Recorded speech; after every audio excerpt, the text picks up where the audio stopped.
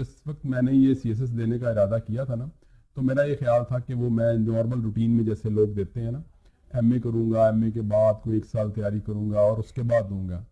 تو میں نے سوچا کہ وہ اس کے بعد بھی تو میں نے ناکام ہی ہونا ہے، تو اتنا انتظار کرنے کی کیا ضرورت ہے. ہاں تو پہلے ہی دے دیتے ہیں، جب رزلٹ جو ایک ہی طرح آنا ہے تو وہ میں نے اتنی ہی محنت ایم اے کے بعد بھی کرنی ہے جتنی بی اے کے بعد کرنی ہے. تو وقت ضائع کرنے کا کیا فائدہ. تو پھر یہی سوچ کے ایک رات میں نے فیصلہ کیا کہ بی اے کے بعد دے دیتے ہیں.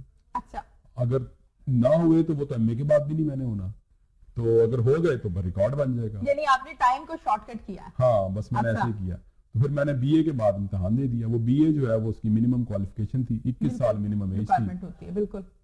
تو بس وہ پھر میں نے جب ریٹن پاس کیا تو مجھے تو یقین ہی نہیں آیا، کسی کو بھی نہیں یقین آیا. اور انفیکٹ مجھے ابھی تک یاد ہے جب میں نے فون کیا نا وہ F P S C federal public service commission کے آفس میں، وہ رزلٹ مجھے کسی نے بتایا کہ آ گیا ہے. تو میں نے ادھر فون کیا، ان کو میں نے اپنا رول نمبر بتایا. تو انہوں نے مجھے، جس بندے نے آگے سے فون اٹھایا مجھے ابھی تک یاد ہے، اس نے کہا کہ ہاں جی آپ کا کلیئر ہو گیا. تو میں نے کہا نہیں یہ ممکن نہیں ہے، آپ ذرا غور سے دیکھیں. انہوں نے کہا دوبارہ رول نمبر بتایا. میں نے دوبارہ بتایا. انہوں نے کہا کہ ہاں جی میں نے کہا نا کہ آپ کا ریٹن کلیئر ہے. میں نے کہا نہیں یہ پاسبل نہیں ہے.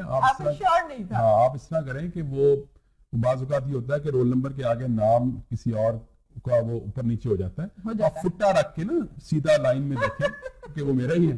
وہ ہنس پڑا. اس نے کہا نہیں جی آپ ہی کا ہے، اب آپ خود آگے دیکھ لیں.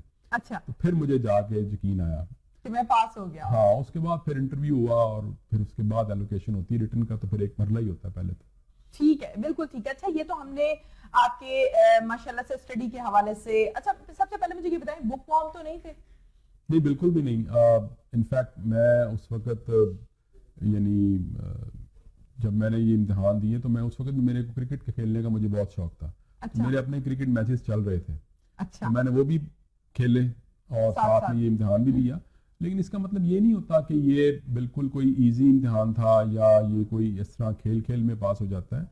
اصل میں وہ ایک آپ یوں سمجھیں کہ جو سی ایس ایس کا امتحان ہے وہ کسی ایک مخصوص سلیبس سے یا کسی ایک بک کی تیاری سے نہیں ہوتا.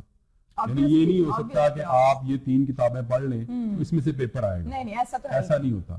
تو وہ اس کے لیے تھوڑا سا آپ نے یعنی آپ کا پہلے سے آپ نے کوئی پڑھا ہو، آپ کی کوئی تھوڑی بہت مطالعہ ہو، اسی کو بروئے کار لا کر آپ نے کچھ تیاری کی ہو، تو پھر یہ بہت ساری مکس اینڈ میچ ہوتی ہیں باتیں، اور جس کی وجہ سے پھر آپ وہ کامیاب ہوتے ہیں. ٹھیک ہو گیا. آپ کے ریلیٹڈ تو بہت ساری باتیں